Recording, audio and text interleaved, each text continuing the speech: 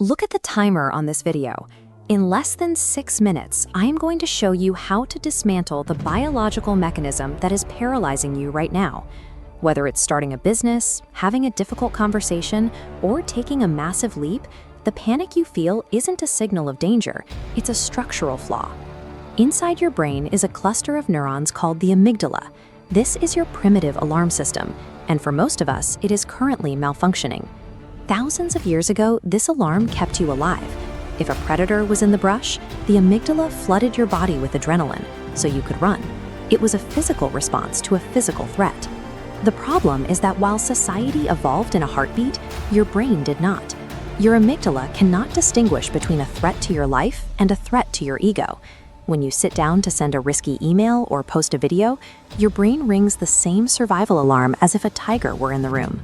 You are experiencing an amygdala hijack. Thinking positive thoughts doesn't stop this. In fact, research suggests that trying to ignore these fears or layering on forced optimism can actually make the panic worse. You cannot think your way out of a biological state. To override this alarm, you must move the information into a different part of the brain. Grab a pen and a piece of paper right now. We are going to use a framework called fear setting.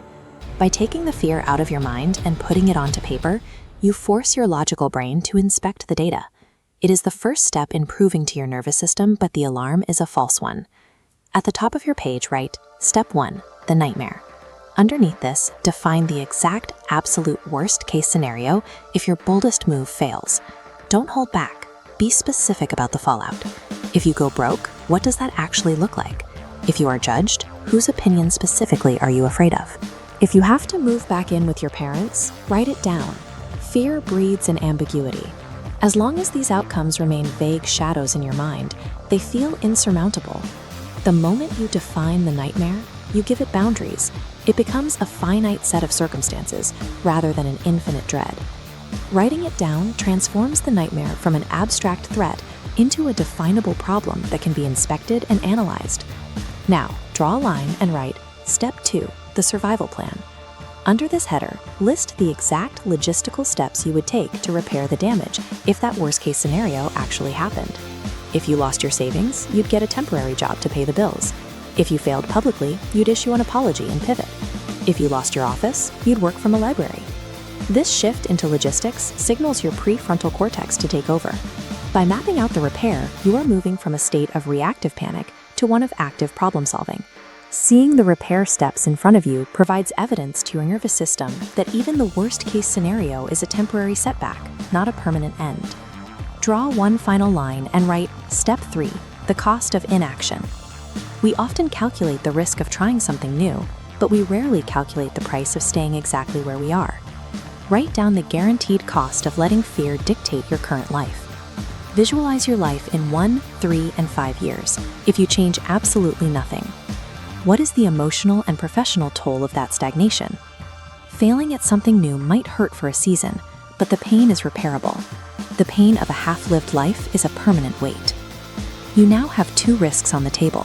One is a potential, repairable risk of moving forward. The other is a guaranteed, compounding risk of staying still. The second risk is objectively more dangerous. Look down at your paper. You are no longer looking at a feeling. You are looking at a document. The paralyzing panic you started with has been dismantled into a checklist of manageable outcomes and a calculated survival plan. Courage isn't about silencing the alarm.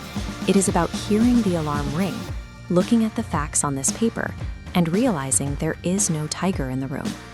Fold this paper and keep it on your desk. Use it as a logical tether whenever the alarm starts to ring. Now go do the thing you've been avoiding. A few minutes of discomfort today is the only way to ensure you aren't paying for your fear with a lifetime of regret. If you are ready to execute this baseline reset, drop the word detox in the comments right now. Subscribe to Doodle Psych for more actionable animated psychology, and I'll see you in the next video.